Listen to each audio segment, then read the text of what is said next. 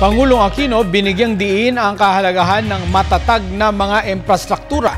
Pagmamadali sa anumang mga proyekto, dapat rin umanong iwasan upang hindi magdulot ng kapahamakan. Narito ang report ni Elena Luna. Pagdating sa infrastruktura, bawal ang bara-bara.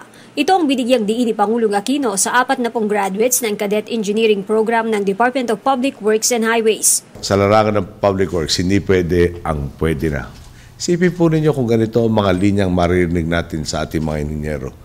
Yung kalsada po natin, medyo tuwid na. Yung gusali, more or less sukat. Kaya lang malawak sa taas at makitid sa baba. Yung tulay po natin, medyo pantay. Sa ganitong estilo, di po ba kapalpakan at kapahamakan lang ang maasahan ng Pilipino. Kaya pagdating po sa infrastruktura, talagang bawal ang bara-bara. Kailangan tsak ang bawat hakbang sa anumang inisyatiba.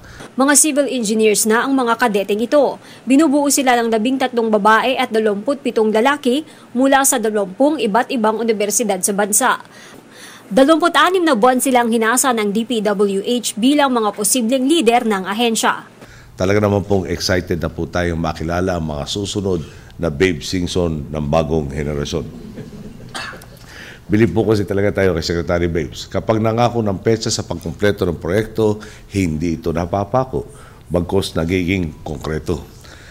Maaga na sa target, nagagawa pa niya ang mga ito ng mas maayos at mas mababa sa inihinging pondo. Binigyang diin ng Pangulo na wala sa edad ang pagtulong sa paghanap ng solusyon para sa bansa. Nanguna sa cadet program na ito si Jake Bon Dumpasa ng Central University. Top 2 naman si M. Raisa Bangakop ng Mindanao State University Iligan Institute of Technology, habang top 3 si John Joel Villegas ng University of Rizal System. Nito namang Lunes, tinanggap ng Pangulo sa palasyo ang bumibisitang Foreign Affairs Minister ng bansang Espanya na si Jose Manuel Garcia Margallo.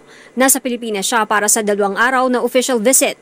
Bukod sa Pangulo, nagkaroon din ng meeting ang Foreign Minister kina Finance Secretary Cesar Purisima at Foreign Affairs Secretary Albert Del Rosario. Bahagi ng kanyang pagbisita ang pagpunta sa Bangkal High School sa Makati para kumustahin ang pagpapatupad ng Special Education Program in Foreign Language, katuwang ang Department of Education. Ngayong huling araw niya sa Pilipinas, pupunta siya ng Tacloban City. Ang Espanya ay isa sa pinakamalaking donors ng ginagawang rehabilitasyon sa mga lugar na nasalanta ng bagyong Yolanda. Para sa Telebisyon ng Bayan, Elena Luna.